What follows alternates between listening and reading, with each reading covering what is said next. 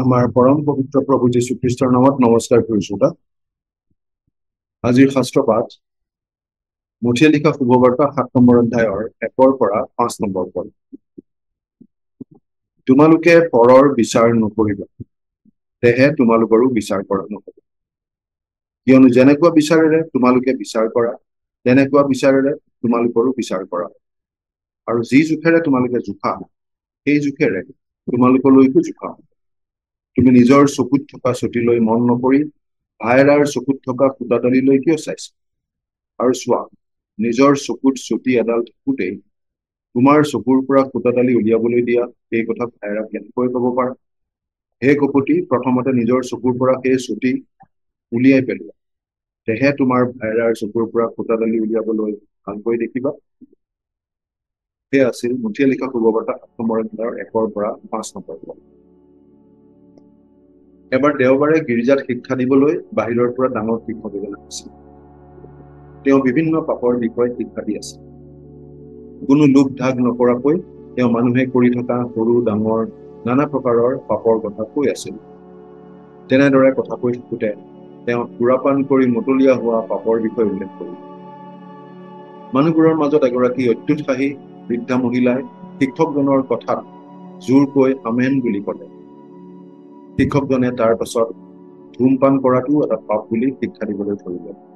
তেতিয়া সেই মহিলাগৰাকী আকৌ সকলোৱে শুনাকৈ জোৰকৈ আমেন বুলি ক'লে।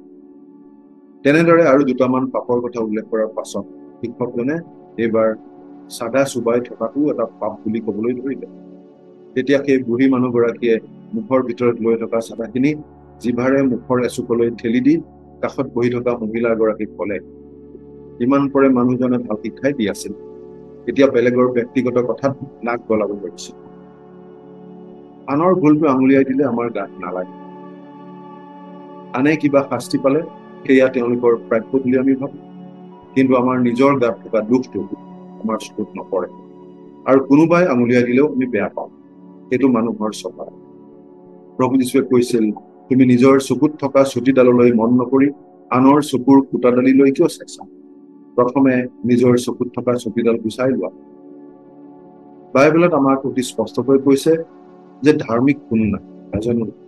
সকলোৱে পাপ কৰিলে আৰু ঈশ্বৰৰ মহিমাৰ পৰা বঞ্চিত হৈছে।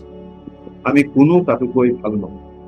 ঈশ্বৰৰ দৃষ্টিত সকলো সমান, আৰু আমি ঈশ্বৰে অনুগ্ৰহ কৰি আগবঢ়োৱা পৰিত্ৰাণ বিশ্বাসেৰে গ্ৰহণ কৰিহে পাপৰ ক্ষমা লাভ কৰি পৰিত্ৰাণ পাইছো। পৰিত্ৰাণ পোৱা লোক হিচাপেও আমি কোনো তাতোকৈ ভাল নহয়। আমি নিজে সকলো সমান পাব, আৰু খ্ৰীষ্টক আমি সকলো সমানে দেখা পাম। আমি প্ৰতিজনে একোজন নোহোৱা পাপী মাত্ৰ। সেই কথা মনত পেলাই আমি ঈশ্বৰক ধন্যবাদ জনাই তেওঁৰ আজ্ঞা পালন কৰি জীৱন কটাই থকা উচিত। প্ৰাৰ্থনা কৰিম। স্বৰ্গত থকা পিতৃ ঈশ্বৰ, তুমি প্ৰভু যীশুৰ যোগেৰে আগবঢ়োৱা পৰিত্ৰাণ বিশ্বাসেৰে গ্ৰহণ কৰি আমি পৰিত্ৰাণ পাইছো। আনৰ দুখবোৰলৈ নাচাই নিজৰ জীৱনৰ দুৰ্বলতাবোৰ তোমাৰ শক্তিৰে দূৰ কৰিবলৈহে যেন মন দিম, এনে আশীৰ্বাদ কৰা। আজিৰ দিনটো তোমাৰ হাততে কটাইছো। প্ৰাণ কটা প্ৰভু যীশুৰ নামত আমেন।